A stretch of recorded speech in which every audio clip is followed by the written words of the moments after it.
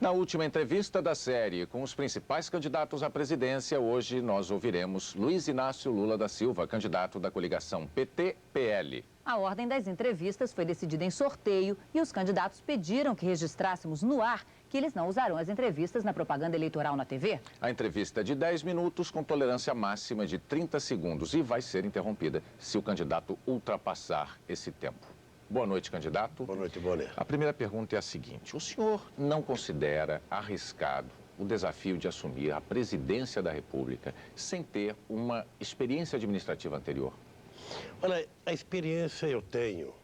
E eu consegui essa experiência viajando o Brasil durante esses 30 anos, me preparando não apenas para conhecer, mas para tentar encontrar as respostas para os problemas que a sociedade brasileira vive. Porque se fosse verdade que alguém precisasse ter experiência, eu acho que o Brasil não tem boas experiências administrativas. É só olhar a grande maioria das cidades brasileiras e aonde tem boas, normalmente são prefeituras do PT. Agora, candidato, há entre os brasileiros muitos que conhecem o Brasil na palma da mão, ou porque viajaram, ou porque estudaram em loco geografia, história e tal, e nem por isso se julgam em condição de disputar a presidência. Daí a pergunta. Veja, acontece, meu caro, que você lendo ou vendo televisão, você não conhece nada. Você tem que ver, sentir, ouvir o palpitar do coração das pessoas, ver os olhos das pessoas para você poder sentir como é fácil a gente encontrar soluções para os problemas brasileiros.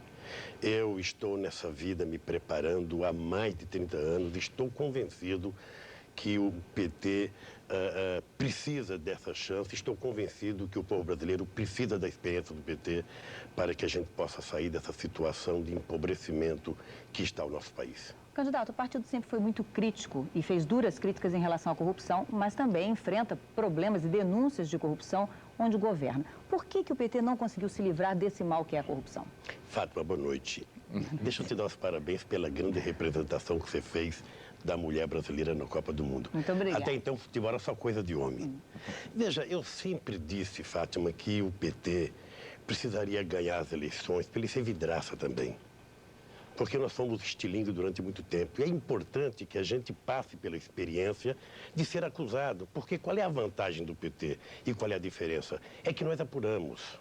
E é que nós queremos que o Ministério Público haja, que a polícia haja, que o Poder Judiciário haja, que a CPI haja, para apurar. E se tiver culpado, Fátima, pode ser do PT, pode ser de qualquer partido político, tem que ser punido no Brasil, porque nós precisamos, de uma vez por todas, acabar com a impunidade. O senhor falou em investigação no caso de Santo André. A prefeitura teve denúncias, o prefeito Celso Dallagnol acabou assassinado, era o seu coordenador de programa.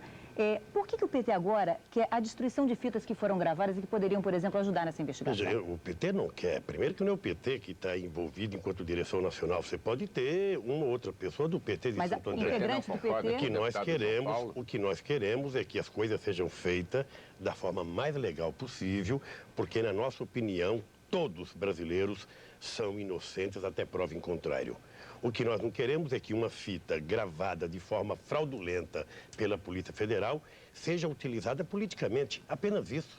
Mas agora, você coloque técnicos para ouvir, se tiver incriminação de alguém, que esse alguém seja punido. Isso para nós, Fátima, é o que vai nos dar o direito de andar de cabeça erguida neste país. Foi duro conquistar e nós não queremos perder. Agora, candidato, perdão, quando o senhor diz que o partido, como instituição, não defende a destruição de fitas, o senhor com isso está negando um pedido público do deputado João Paulo do PT. Veja, o que o partido fez foi pedir que houvesse critérios para que uma fita gravada, eu vou repetir, de forma fraudulenta, a Polícia Federal cometeu uma insanidade.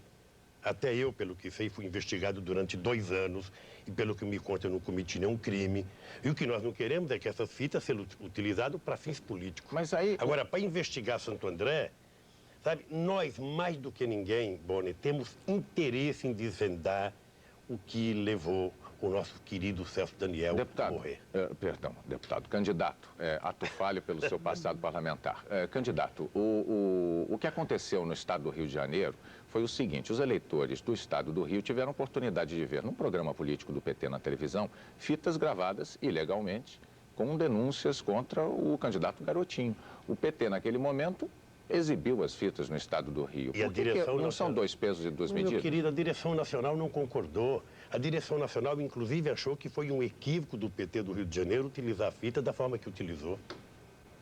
Bom, no ano 2000, houve uma consulta popular, alguns chamaram de plebiscito, uma consulta popular que foi apoiada pelo PT, que perguntava aos eleitores brasileiros se eles eram favoráveis ou contrários à continuidade do pagamento da dívida externa e interna.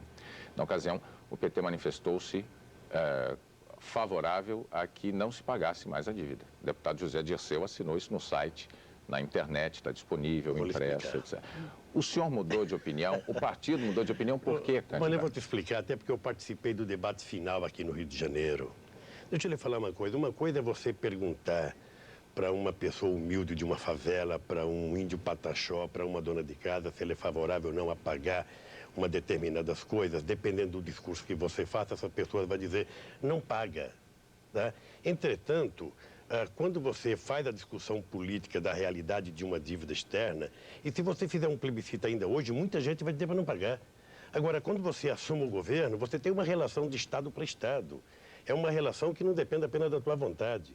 Então, não é que o PT mudou apenas de opinião. O PT evoluiu para compreender que os contratos firmados pelo nosso Brasil com outros países têm que ser cumpridos. E também vale dos outros para conosco.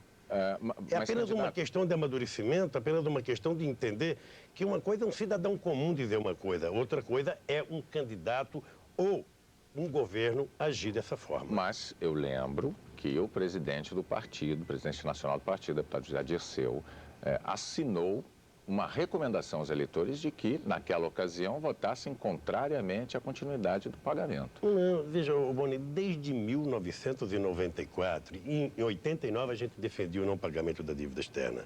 Desde 1994 o PT evoluiu para uma coisa mais simples, que era o que era preciso fazer uma auditoria para saber o que foi dívida contraída e dinheiro aplicado aqui dentro, o que foi dinheiro desviado. Já em 98 a gente não falava mais isso. O Brasil tem a garantia de que o partido não vai mudar de ideia depois da eleição com relação a esse assunto? Não, o PT tem um programa, Bonner. O que nós queremos, na verdade, é construir um país um pouco mais justo.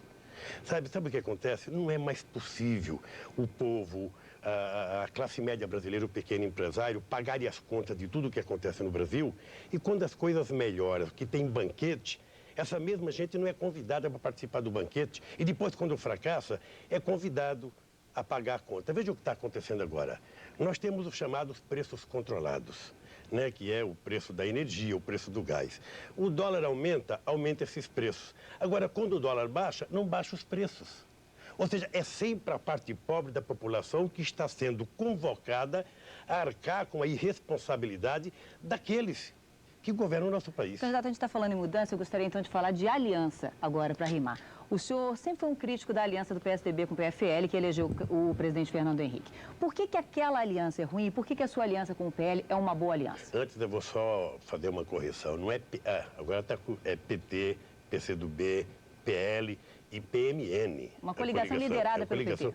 Veja, primeiro porque nós resolvemos fazer coligação com todos os partidos políticos que se opunham ao atual governo e ao projeto econômico colocado em prática. Nós procuramos não apenas esses partidos que estão conosco, mas procuramos também setores do PMDB, né? Procuramos o PPS, procuramos o PSB. Lamentavelmente, esses companheiros, com todo o direito, lançaram candidatura própria, não foi possível. Agora, candidato, será que também não foi a mesma coisa que o PSDB procurou ao se aliar ao PFL? Não, veja, o critério foi aqueles que faziam oposição, porque a bancada do PL em Brasília, nesses últimos 6 anos, tem votado sistematicamente com a bancada dos partidos de oposição. Foi esse o critério. Oposição por oposição. O senhor em São Paulo vai dividir o palanque com o ex-governador Orestes Quercia sem nenhum constrangimento? Veja, primeiro o Quercia não está coligado comigo, por causa que a verticalização não permitiu. O meu candidato a governador do estado de São Paulo é o Genuíno e o meu candidato a senador é Aloysio Mercadante. Né? E fico feliz que esteja me apoiando o PMDB de São Paulo, o PMDB do Paraná, uma grande parte do PMDB de Minas Gerais, espero que uma parte do PMDB do Rio de Janeiro, da Paraíba. Eu quero, na verdade, o apoio de todos os brasileiros que acham que o PT pode mudar a situação do Se Brasil. o senhor estiver no palanque em São Paulo e o ex-governador chegar no palanque e subir, o senhor o receberá tranquilamente, sem constrangimento? Não tem nenhum problema. Não tem nenhum problema, até porque eu não sou polícia, não sou justiça, eu sou um político. Eu acho que essa semana aconteceu uma coisa inusitada no Brasil. O Fernando Henrique Cardoso e o Itamar se encontraram. Quando nós fazemos políticas, você não precisa fazer o mesmo que os outros fazem. Mas a arte da política é conversar, e você conversa com amigos, com inimigos. Se não fosse assim, não tinha havido acordo para terminar a Segunda Guerra Mundial. Candidato, para encerrar, o senhor há pouco tempo comparou o Brasil a um Titanic. Se o senhor fosse assumir hoje, qual seria a sua primeira ação para evitar esse naufrágio? Veja, Tem só 20 segundos. Veja, é que eu acho que a equipe econômica não quer ver o que está pela frente. Nós precisamos de um Brasil que acredite no seu povo, que acredite no desenvolvimento, que gere empregos. Porque eu tenho um sonho de garantir a cada criança brasileira, a cada mulher, a cada homem, no mínimo comer 3 refeições por dia. E do jeito que está essa política econômica, vai ficar mais fácil as pessoas passarem 3 dias sem comer. É apenas isso que eu quero para o Brasil.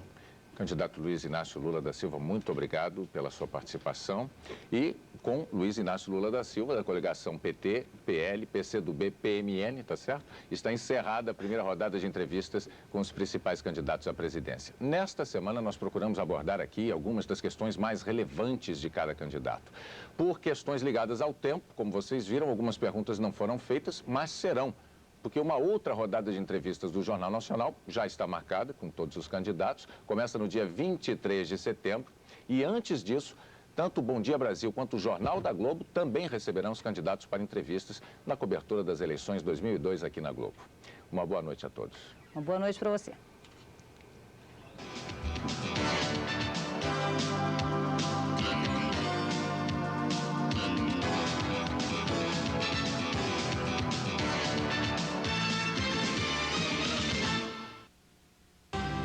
Jornal Nacional.